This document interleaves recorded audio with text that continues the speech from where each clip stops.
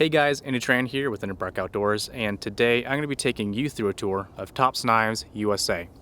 With their state-of-the-art manufacturing and extremely high attention to detail, it's pretty much a no-brainer why so many designers from the outdoor, law enforcement, military, and martial arts professions choose Tops Knives to make their designs. And with over 300 designs in their catalog, there's pretty much something for everyone. The first thing I noticed when I went into Tops Knives is that they don't make huge runs of each knife. This ensures that they can keep their eye on detail and quality control.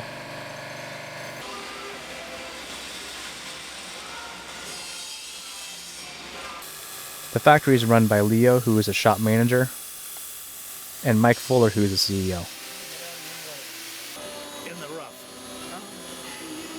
All the designs are stored within a computer. These drawings have all the dimensions and geometry for each of the designs so that they can be programmed into the CNC machines down below. And with over 300 models in their catalog, this easily becomes a full-time job. The first step in making one of these knives is to actually cut it out of the steel.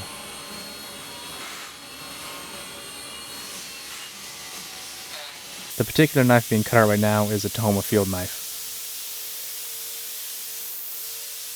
Normally there's a lot of lubricant being sprayed onto the bit to keep it cool, but since I wanted to film, they were gracious enough to turn off the lubricant for me.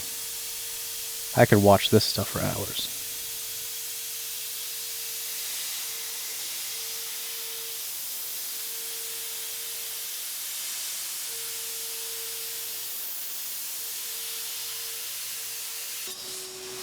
After the blanks have been cut out, they go ahead and sand off all the burrs. The next step is to bring it off to another CNC machine.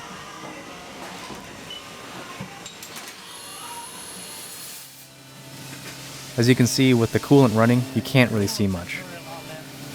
Keep everything from overheating. Yeah. Have you seen these before? But this is pretty much what is happening during the cut. And this is what you end up with. After you get a bunch of them, they all go into a rock tumbler to get rid of all the machining marks. Over in the other part of the shop, they're working on handles. These handles go to the TFK, and every single part of the handle is CNC'd out. Right here you can see the jimping that's done all by machine so that it matches up perfectly to the knife blank.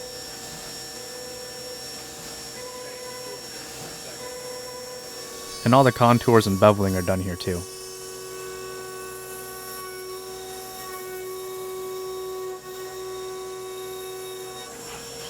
And that's pretty much the end result.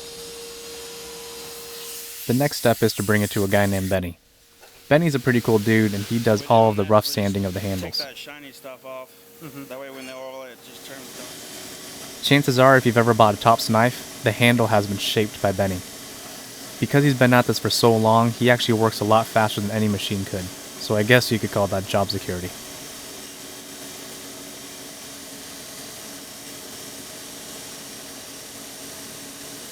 Shaping the handles improves the grip and also brings out the beauty in the materials. All you do is just try to bring the pattern out of it. And somehow he makes them all look exactly the same. Another trade that Benny has is the heat treat. The heat treat is something that separates Tops from all their other competitors.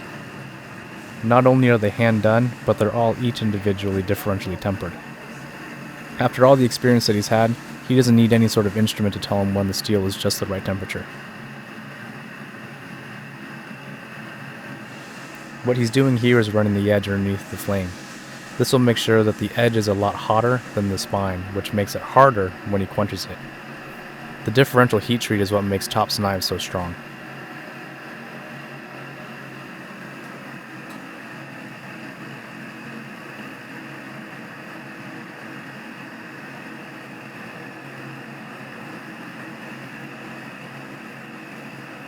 After the quench, the blades get sandblasted. This will remove all the grime and gunk that gets on there during the heat treat process.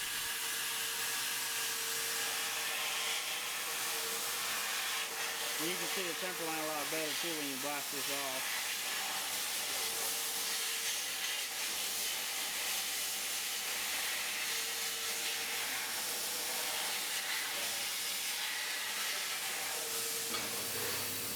And this is the before and after of the blade. After he inspects it and makes sure that the temper line is correct, it goes off to the coating machine. After everything's coated, it's time to put the handles on. Each handle is hand fit, and the guy that's actually putting these handles on is Leo's dad. You won't see any power tools here because there's a lot more care and attention to detail when you do it by hand. Each individual knife is done this way to make sure that everything's nice and tight.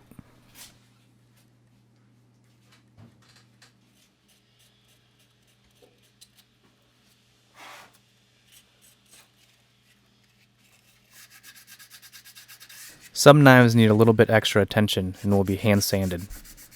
This will make sure that all the parts fit perfectly. This is especially important for a knife like the tactical steak knife where you want a seamless handle.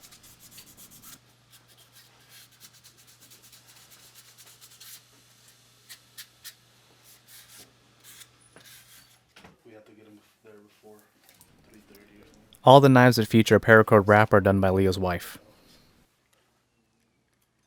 After the handles have been fitted, it's time to get them sharp. And again, you'll notice that everything is done by hand. The first step is the rough shaping. This will set the bevel to the design specs.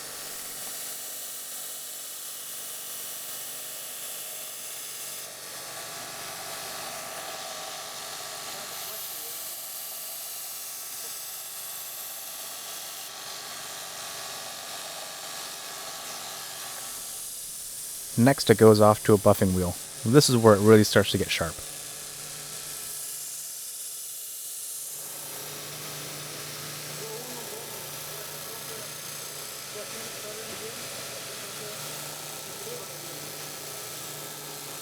Each and every single knife that passes through these guys' hands is tested on paper. If there's any snags or flat spots, they go off and do it again.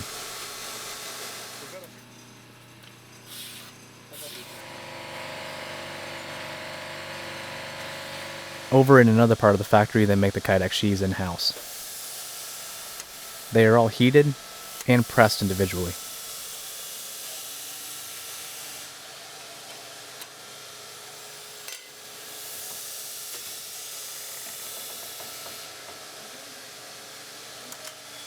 Once the mold is out of the Kydex, they go ahead and roughly cut it out.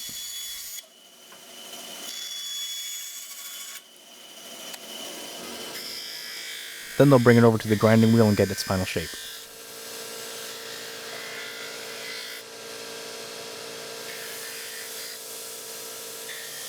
And to finish it off, they go ahead and polish it off on a buffing wheel.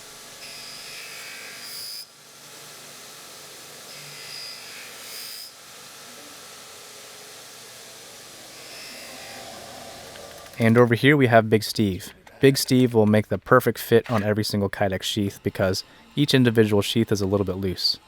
My understanding is he takes this little heat gun, heats it up just right, presses something in, and then kind of presses it against the table.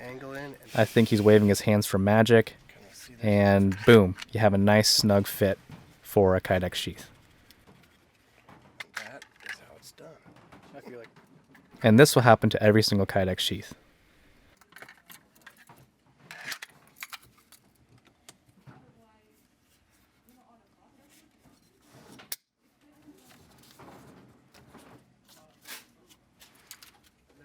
And over here we have a leather sheath, which is going to be finished by Oscar. Oscar has been doing this for a while as well, and he's going to be making sure that everything is working just right.